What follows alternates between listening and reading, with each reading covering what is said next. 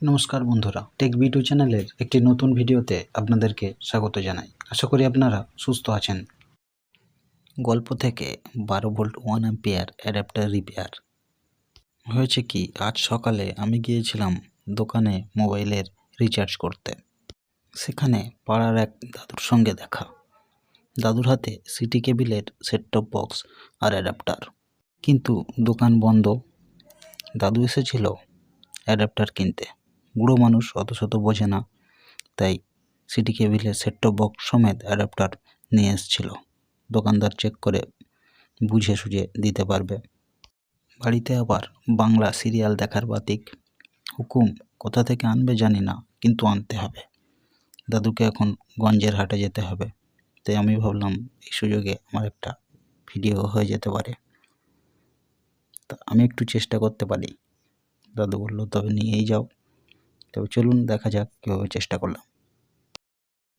শুধু city cable কেন, এখন অধিকাংশ সেট টপ বক্সের এই 12 ভোল্ট 1 অ্যাম্পিয়ার বা 2 অ্যাম্পিয়ার অ্যাডাপ্টার একটি কমন পাওয়ার সাপ্লাই হয়ে দাঁড়িয়েছে। সেট টপ বক্স এবং অ্যাডাপ্টার চেক করে দেখলাম এখানে অ্যাডাপ্টারটি খারাপ আছে। চলুন আবারও একবার চেক করে দেখে নেওয়া যাক।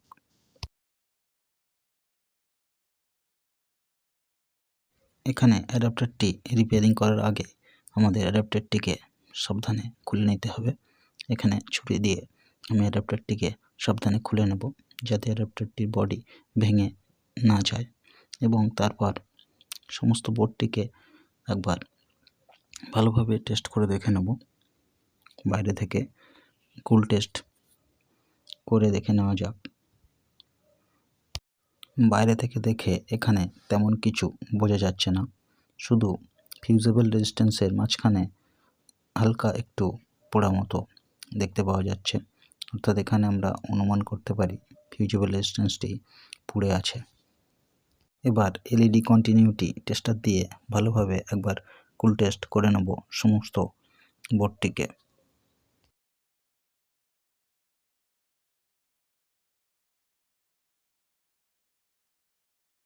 হ্যাঁ, এখানে দেখা যাচ্ছে ফিউজেবল রেজিস্ট্যান্সটি ওপেন আছে।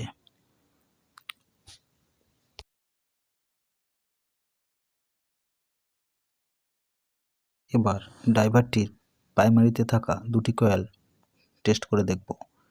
এখানে ড্রাইভারটির প্রাইমারিতে থাকা দুটি কয়েল টেস্ট করে দেখলাম দুটিতেই শর্ট দেখাচ্ছে। আসলে এখানে মেন সুইচিং ট্রানজিস্টরটি শর্ট হয়ে থাকার কারণে এমনটি দেখাচ্ছে। সুইচিং ট্রানজিস্টরটি মেপে দেখলাম এর বেস এমিটার কালেক্টর তিনটেই একেবারে শর্ট হয়ে আছে। অর্থাৎ এখানে কন্টিনিউটি মিটারে এলইডিটি ফুলগুলো করছে, অর্থাৎ এখানে ট্রানজিস্টরটি পুড়ে আছে।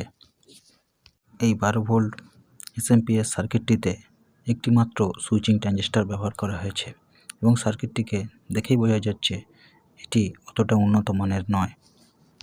এবার এসি মেন সাপ্লাই এবং ডিসি আউটপুট দুটিকে ওপেন করে নিলাম।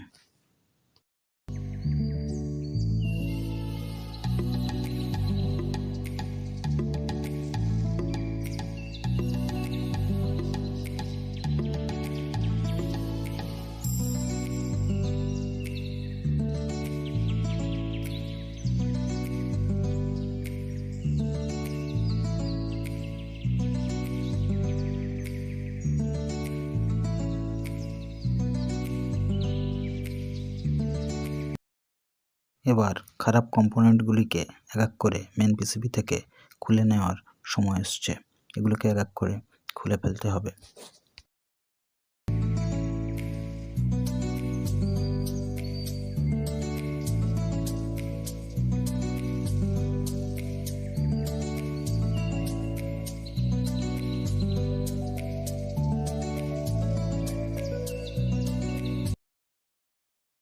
এখানে মেন সুইচিং ট্রানজিস্টরটিকে খুলতে গিয়ে একটু বেগ পেতে হচ্ছে দেখা যাচ্ছে, সুতরাং ক্যামেরার পিছনে আমি এটাকে খুলে নেওয়ার চেষ্টা করি।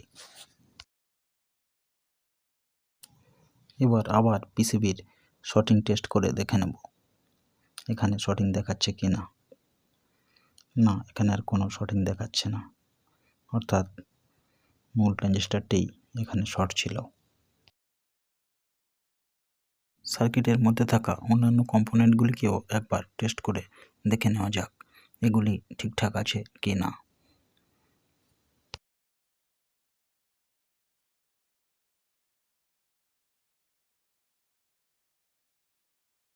এখানে খুঁজে দেখলাম আরও একটি কম্পোনেন্ট 3.9 ভোল্ট জেনার শর্ট হয়ে আছে, এটিকেও আমাদের চেঞ্জ করতে হবে।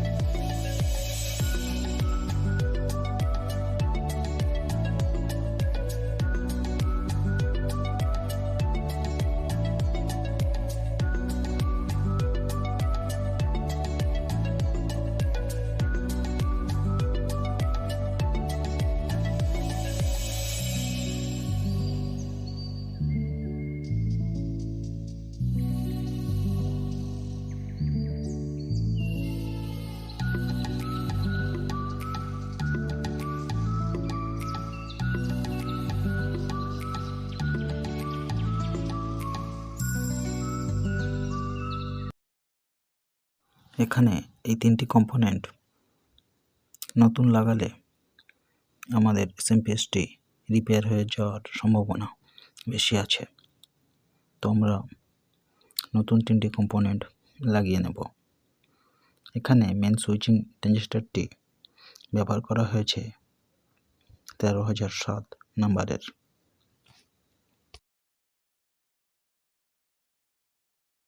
এখন সময় এসছে রিপেয়ারিং করা অ্যাডাপ্টারটি চেক করার। এটি চেক করার সময় আমাদের সাবধানতা অবলম্বন করতে হবে, কারণ এসব ক্ষেত্রে দেখা গেছে ড্রাইভারটি হালকা লিকেজ থাকলে লাইন দেওয়ার সঙ্গে সঙ্গে আবারও পুড়ে যায়।